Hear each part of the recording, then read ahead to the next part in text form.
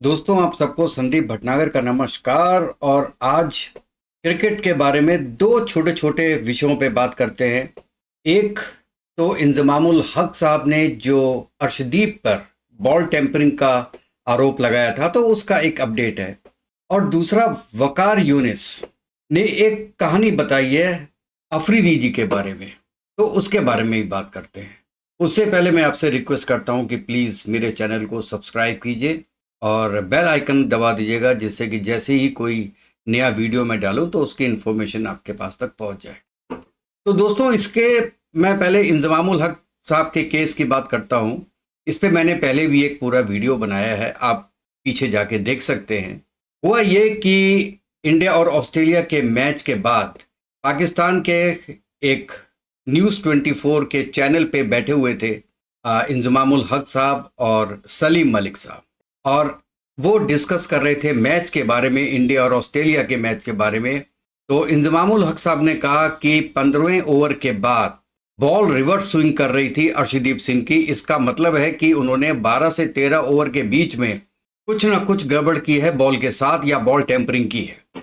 और फिर सलीम मलिक साहब ने भी उसका साथ दिया कि हाँ बिल्कुल, और ऐसा हो नहीं सकता कि बॉल 15 ओवर में रिवर्स स्विंग करना शुरू कर दे। तो जब सेमीफाइनल के पहले प्री जो आपका प्रेस कॉन्फ्रेंस होती है, उसमें रोहित शर्मा से एक साफी ने सवाल पूछ लिया इसके बारे में, इंजमामुल हक साहब के बारे में। तो रोहित शर्मा ने बड़ी क्लियरली बोला कि भाई अब इस पे मैं क्या बोलूं, इतनी गर्म कंडीशंस हैं, इतने जो आउटफील्ड है वो एब्रेसिव है, विकेट जो है वो सैंडी विकेट हैं, तो इसमें और हवा इतनी ज़्यादा चल रही है कि ऑटोमेटिक रिवर्स स्विंग होती है। This is not Australia, this is not England. यहाँ पे गर्म कंडीशंस हैं और यहाँ पे केवल हमारी नहीं हो रही है, सबकी हो रही हैं। और उन्होंने ये भी बोला कि जो है वो आपको अपना दिमाग खोल के रखना चाहिए, दिमाग खुला रखना चाहिए। अब इंजमामुल साहब ने उसका जवाब दिया है सेम चैनल में। लेडी एंकर ने जब उनसे पूछा और उनको बताया कि रोहित शर्मा ने आपके बारे में ये बोला है कि दिमाग खोल के रखना चाहिए, तो शायद इंजमामुल हक पहले से प्रिपेयर होके आए थे कि इसका क्या जवाब देना है। उन्होंने कहा हमने तो अपना दिमाग खोल के रखा हुआ है, लेकिन अंपायर्स को भी अपना दिमाग खोल के रखना चाहिए। और मैंने कभी भी ये नहीं कहा कि अर्शदीप ने बॉल टेम्परिंग की है, मैंने केवल ये कहा था कि अंपायर्स को अपनी आंखें खुली रखनी चाहिए। अब दोस्तों, आप बताइए दोनों में क्या कोई डिफरेंस है? अगर इंजमामुल साहब कल को कोहली से बोले कि भैया आप क्रिकेट खेलने जा रहे हो, मैदान में बैट लेके जाना, बैट भूल के मत जाना, तो वो आदमी को पागल नहीं बोला जाएगा? इसी तरीके से अंपायर को अगर आप ये बोले कि आंख खोल के रखिए, इसका क्या मतलब है कि आप उसको उसका काम सिखा रहे हैं। उसका काम ही ये है कि आंख खोल के रखना और छोटी छोटी चीज़ों पे ध्यान रखना, और बाकी चीज़ का ध्यान रखने के लिए 50 से 60 कैमरे हैं। ये मानसिकता ये केवल इंजमामुल हक की नहीं है, सलीम मलिक की नहीं है, ये इनका फ्रस्ट्रेशन है, पाकिस्तानियों का फ्रस्ट्रेशन है। एक तो पाकिस्तान जब बाहर हुआ टॉप 8 से, तो व्यूअरशिप खत्म हो गई उनकी यूट्यूब चैनल्स की। बड़े बड़े प्रोग्राम के सेट बनाए हुए हैं, देखने वाला कोई है नहीं, तो इनको मिर्च मसाला लगाने के लिए कुछ ना कुछ बोलना है, उन्होंने बोल दिया। अब ये एक्सपेक्ट कर रहे हैं कि रोहित शर्मा भी इसका जवाब देगा, इनकी पॉपुलैरिटी बढ़ती रहेगी। एक तो ये है, इंडिया और ऑस्ट्रेलिया के मैच के पहले ये क्वेश्चन करने का कोई लॉजिक नहीं था।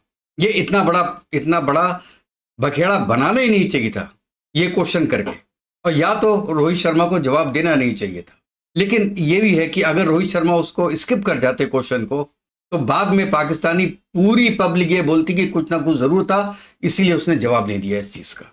एक तरीके से अच्छा हुआ कि उन्होंने जवाब दिया, और केवल ये जवाब दिया कि अपना दिमाग खोल के रखिए, आप भी क्रिकेट खेल चुके हैं। चलिए, ये तो उन्होंने नहीं बोला, ये मैं अपनी तरफ से बोल रहा हूँ।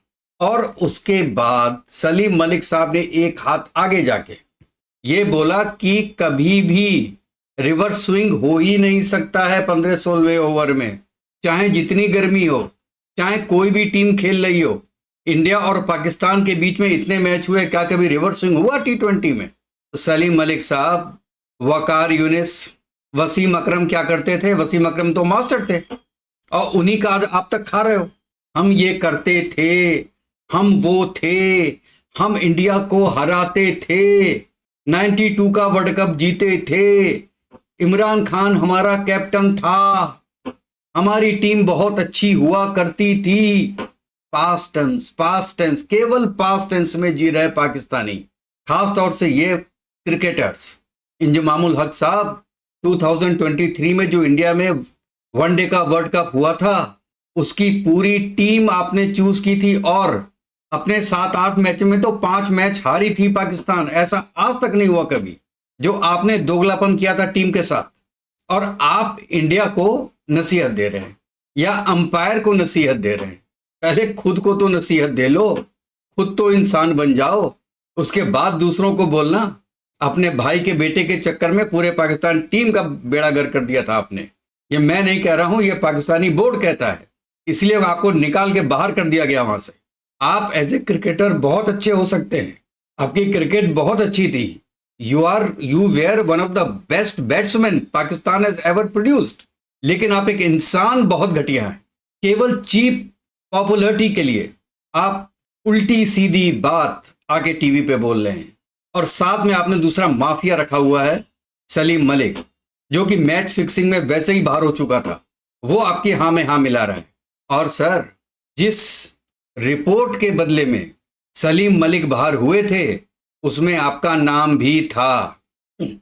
आपको केवल कुछ पैसे का जुर्माना देके छोड़ा गया था।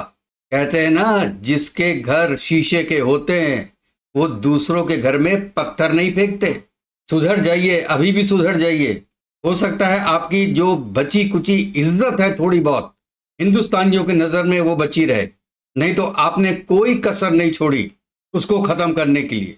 आप आजकल अल्लाह के काम में लगे हुए हैं, तबलीग के काम में लगे हैं, मौलाना बने हैं। मौलाना बने हैं इसलिए अच्छे इंसान बनिए। जब आप अच्छे इंसान बनेंगे तभी तो तबलीग कर पाएंगे, तभी तो लोग आपकी बात सुनेंगे। जब आप खुद इंसान ही अच्छे नहीं हैं, दोगले हैं, झूठे हैं, तो आपकी बात कौन सुनेगा? आपसे तो लोग दूर भागेंगे। इस आदमी को हमारे पास मत लाओ, ये तो पैसे के लिए कुछ भी कर सकता है, पैसे के लिए खुद भी बेच देगा। चलो दोस्तों, एक दूसरी बात, एक इंटरव्यू में देख रहा था, वकार यूनिस और वसीम अकरम दोनों बैठे हुए थे और वकार यूनिस बता रहे थे कि शाहिद अफरीदी, जब इन तीनों प्लेयर्स ये इंडिया में आए थे, मेरे ख्याल से 20 साल पहले आए होंगे, उस वक्त इंडिया के कोई मिनिस्टर, क्योंकि काफ़ी एजेड थे, वो स्टेज में आके और सबसे हाथ मिला रहे थे। तो शाहिद अफरीदी ने बोला कि देखो मैं क्या करता हूँ। और जब उन मिनिस्टर का नंबर आया उनके पास जाने के लिए, शाहिद अफरीदी के पास, तो कहते हैं कि शाहिद अफरीदी ने उनका हाथ इतने ज़ोर से दबाया कि उस मिनिस्टर को पसीना आ गया, उसका हाथ तोड़ने लायक हो गया। कमीनेपन की हद होती है। और मुझे सबसे बड़ा दुख इस बात का हुआ है कि वसीम अकरम साहब वहां बैठे थे और हंस रहे थे। मैंने अपने एक दिन पहले की वीडियो में बोला था कि मैंने वसीम अकरम जैसा सोबर आदमी पाकिस्तान की क्रिकेट में नहीं देखा। आज मैं अपनी गलती मानता हूं और अपने वर्ड्स वापस लेता हूं। एक बुजुर्ग आदमी का हाथ दबा रहा है एक क्रिकेटर, और ये कहानी सुन के वसीम अकरम हंस रहे हैं। वकार यूनिस तो वैसे ही चीप आदमी है, उसको तो मैच में सबसे अच्छा लगा था कि जब रिजवान ने जो है वो हिंदुओं के सामने नमाज पढ़ी थी या सजदा किया था, वो तो कल्प्रिट है। आप तो अच्छे आदमी थे, आपको तो नहीं हंसना चाहिए था इस बात पे, या उसके बाद एडिट कराना चाहिए था। हंस लिया ठीक है, उसके बाद तो एडिट करा देते इस चीज को। आई एम सॉरी वसीम साहब, वकार यूनिस से सब एक्सपेक्ट किया जा सकता है, शाहिद अफरीदी से भी सब एक्सपेक्ट किया जा सकता है, जो कि अपनी बेटी को केवल एक आरती सुनने के लिए टीवी तोड़ सकता है अपना, जो किसी धर्म से इतनी नफरत कर सकता है क्योंकि उसके मन में नफरत भरी हुई है हिंदुओं के लिए, इसलिए उसने हाथ तोड़ने की कोशिश की है कि हिंदू मिनिस्टर की। वो तो टेररिस्ट है ही, एक्सट्रीमिस्ट है ही, वकार यूनिस तो है ही। लेकिन सर, आपसे उम्मीद नहीं थी मुझे।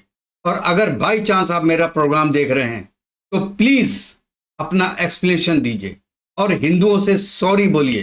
हिंदुओं से नहीं, पूरे हिंदुस्तान से सॉरी बोलिए, क्योंकि जो आपकी रेपुटेशन थी वो जरूर धूमिल हुई है आपके इस हरकत से। मुझे केवल आपसे दुख है और बाकी इन दोनों से कोई दुख नहीं है, ये तो है ही ऐसे। तो दोस्तों, ये था मेरा आज का छोटा सा प्रोग्राम, और कल फिर किसी नए टॉपिक पे बात करेंगे। जाने के पहले मैं रिक्वेस्ट करूंगा कि प्लीज़ मेरे चैनल को सब्सक्राइब ज़रूर कीजिएगा। तो कल तक के लिए थैंक यू। जय हिंद, जय भारत। तो हम लोग इंडिया टूर पे थे। I still remember. I know the name of the minister, one of their minister, but I won't take the name. But he came to see us and welcome us. And हम लोग सारे बैठे थे तो वो he came. We all stood up. कि जी आए हैं जो वो. And he met everyone. I remember that. And you know उनका पूरा delegation था पीछे साथ तो हम सबको hello. अब ये आगे शाहिद अफरीदी खड़ा था, जूनियर था तो थोड़ा एंड पे खड़ा था, तो because everyone softly you know being the elderly minister, so बड़े आराम से मिला रहे थे। तो अफरीदी कहता देखना भाई लिटरली उसने उन बुजुर्गों से हाथ मिलाया,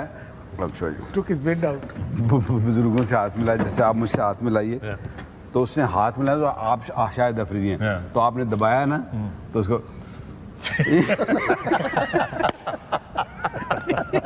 the guy literally went just flat and heart attack हो चला था पसीने